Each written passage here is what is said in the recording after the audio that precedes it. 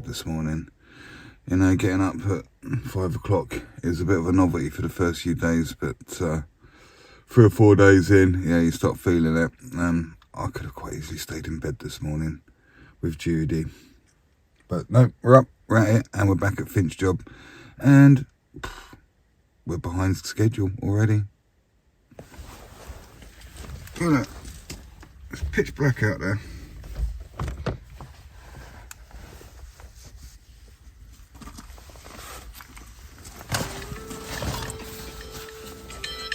How are you guys doing this morning? Had a bit of a slow start this morning. What are you after? It's down here, isn't it? Yeah. So, yeah, been up against it a little bit. So many people in here yesterday, and we really struggled to make any movement in here. Our quota for today is to at least get the rest of this room tacked. Well, just ready for plastering for Monday. We've got to mess around with this wall with dot and dab in. That wall's got to be dot and dabbed.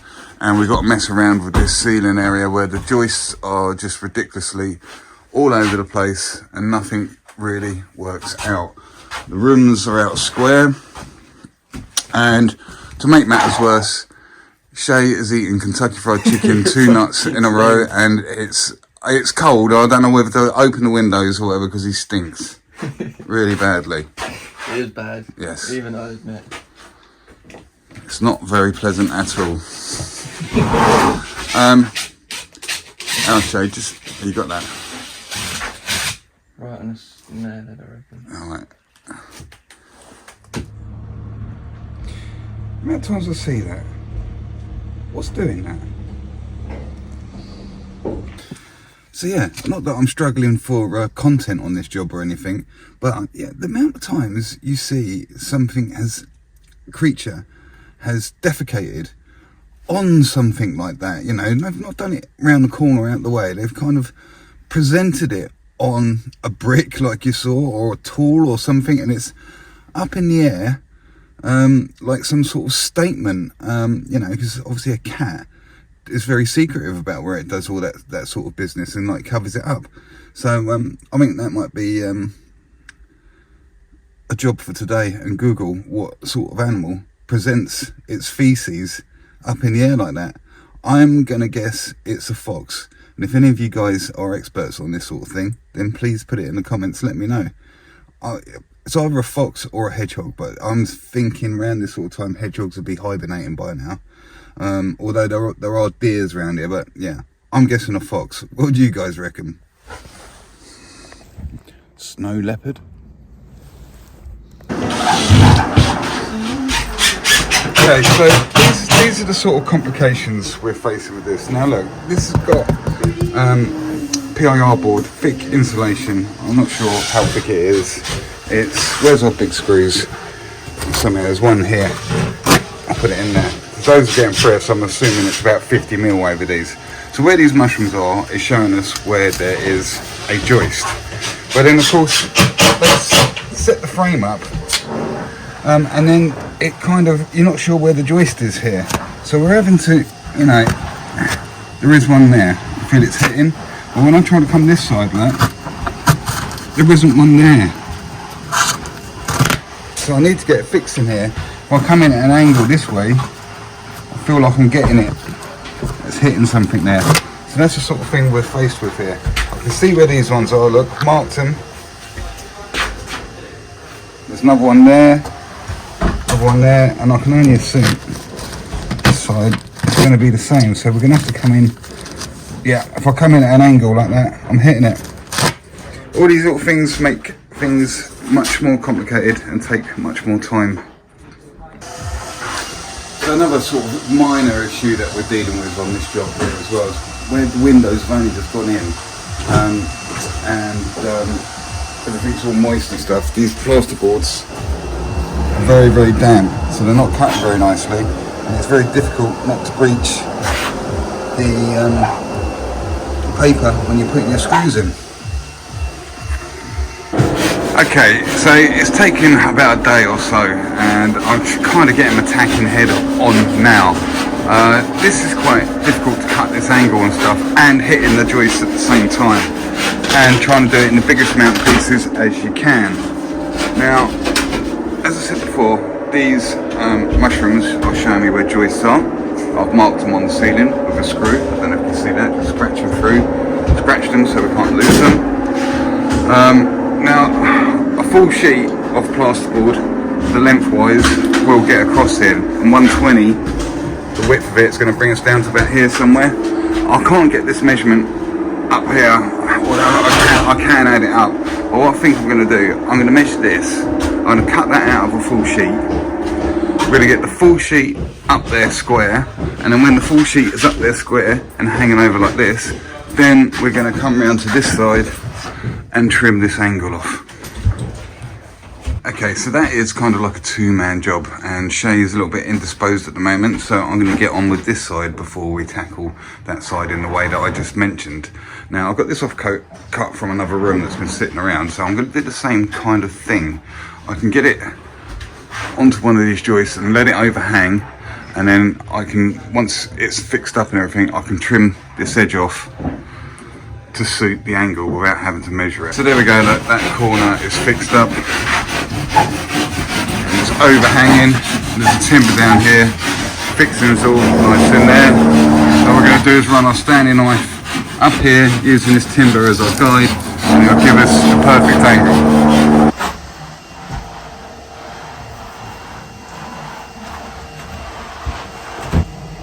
Okay, because the boards are so damp and our knives aren't that sharp, and they're 15mm boards, it's quite difficult to get the break on them. So look, because they're damp, they're really cracking in a very irregulated way. So that's the offcut that just came off of there.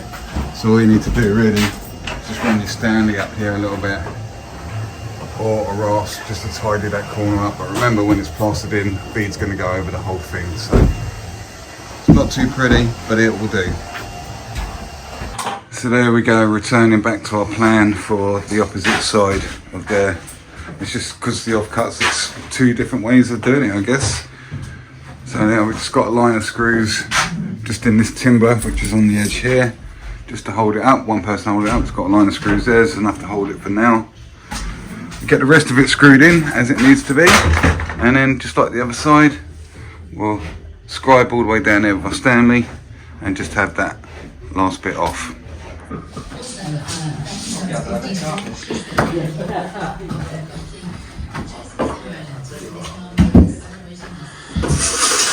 at the state of it in there. Like a building site.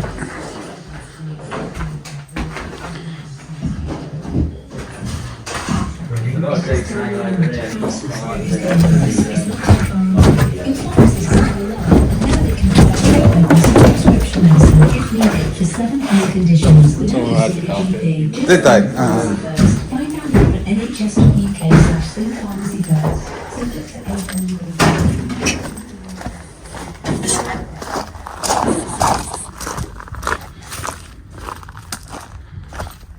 Looks like that rear tyre didn't like the 10 bags of multi I just picked up from around the corner.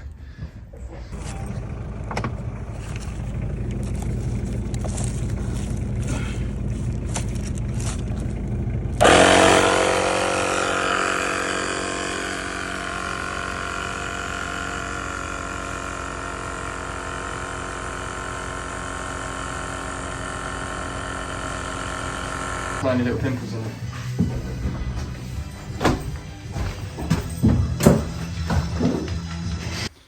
Had enough, going home. It's gone 4 o'clock, almost 5.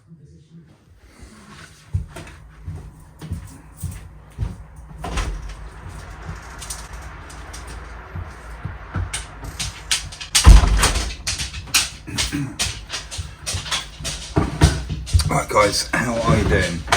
So yeah, that's today's episode of Series 2 on the FINCH JOB. I must apologise really, I really struggled to get much structure to the video today.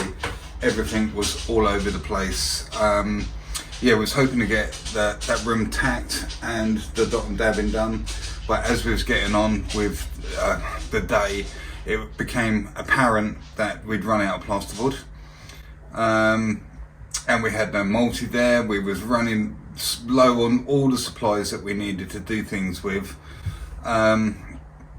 so we had to change our plan, and I had to go to the local builders merchants and pick up some multi, some more screws, etc, etc, etc. So we just got sidetracked completely, and this is kind of like what happens. I'm kind of being sucked into Jasper the Emperor. If you don't know who he is, have a look at a couple of videos back. I've explained who he is. If you guys have been following the channel, you'll know exactly who he is. I've been sucked into his, I've been entangled in his web of chaos, and yeah, I'm just getting involved in well, basically tomorrow we're gonna go in tomorrow. I was hoping to have this weekend off, and I need to go and pick up some plasterboards. He's working on another job. I need to get to that job, drop Shay off. We're going to get on some more plasterboard in, and then I need to drive to Jasper's job, which is around the corner, pick up his large, jumbo van, go to Dry Lining Supplies, pick up the 15mm plasterboard because that's the only place that sells it, leave my van at his job, and then bring his van to my job, and then later he will drive my van back to my job, and then and then we will drive both our own vans back home. So yeah, I kind of feel like,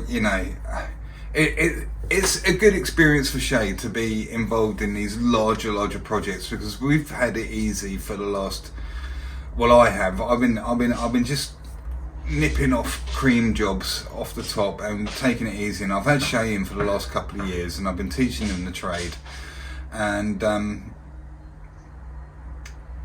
only now does he understand the power of the dark side. Yeah, we've had to diversify because my little niche where I was of just picking off these little cream jobs and stuff has kind of dried up, and I've had to put myself out there. There's another couple of firms I used to do work for, easygoing firms, but we're in with Jasper the Emperor, and it's pretty hardcore working with him. So it's a good experience for Shay to see how these larger projects do get run, and like I've always said, you've got to have this plan of how you want things to be, but you got so much being thrown at you. These sort of jobs, they remind me of the film Die Hard, when there's so much commotion outside that Nagasaki building, is it? I keep forgetting that wrong, and I've mentioned this before in a previous video. All those different trades, all those different police departments, all outside the building, arguing, shouting, this needs to be done, that needs to be done. We plasterboarded over the socket. I was mentioning this to another guy who keeps quite a constant commenter on the channel, and yeah, there was a wire missing. I thought, no, we couldn't have missed that. We plasterboarded straight over the socket. We didn't even know, because it was sunk back into the Celotex, and normally the socket sits proud, so when you're trying to put your bit, and it was on a really awkward, and I could see how we missed it, because the bit of plasterboard was so awkward to get in. We had to cut holes for pipes, we had to try and get it round. It was so difficult. It's just organised chaos on this job, but I've got to admit, I mean, it's not a bad job, don't get me wrong. It's how it is. So for any young apprentices or anybody coming up, I did proclaim fairly recently in another talking episode that I will keep these videos honest, and a lot of other videos of plastering in particular, because that's what we are. You see these guys in these perfect, like, factory-like conditions, doing the most perfect wall and have all the time in the world to do it. This is where it gets real. So I don't mind showing this sort of stuff, where things are messy. You've got to make up your mind right there on time. You've got the deadlines of being ready in time for these other trades that need to come in, because the floor's going to be done soon, and we can't mess around with the floor. We've got the firm coming in. If the place isn't ready, then it's going to really complicate the whole schedule of the whole job. It's going to throw everything out. You've got to finish on time. You've got to, whatever the arrangement is that you have. I mean, this one's a difficult one, where we can't really be on a meterage, so, but we're also being held to a price. So, you know, where we're starting to drop behind on schedule, then you're suffering a certain amount of stress, because you're like, oh, you know, the goal line's so far away, and we're like, we're dropping the ball here. We're dropping the ball. We need to like catch up. It is difficult. It is a world of chaos, and I've tried to get out of that, but I'm being sucked back into it. But it's good experience for Shay, who is my son and my Padawan, and I've got to admit, he's doing really well. He's really embracing it. So if you like all this sort of stuff, all this, what you've seen in the footage, all this chaos, trying to balance things out, trying to fit in the schedules, trying to make it worth the money, you've got to produce the amount of work. If you love all that stuff, then you're in for fun. If this looks like a bit of a nightmare for you, then I suggest you pay more attention at school. So yeah, it's a short video today. So obviously it's the end of the day. We're about to order a succulent Chinese meal, and I'm going to eat it, and I'm going to enjoy some red wine, and I will be at work for 6 o'clock tomorrow morning again. So guys, yeah, I just felt like I needed to put this little bit on the end of the video. So if you did enjoy the video, thanks very much, and I guess we'll do some more recording tomorrow and see what the delights are and the highlights of the day, what it brings for us. So have a good night. Catch you on the next video.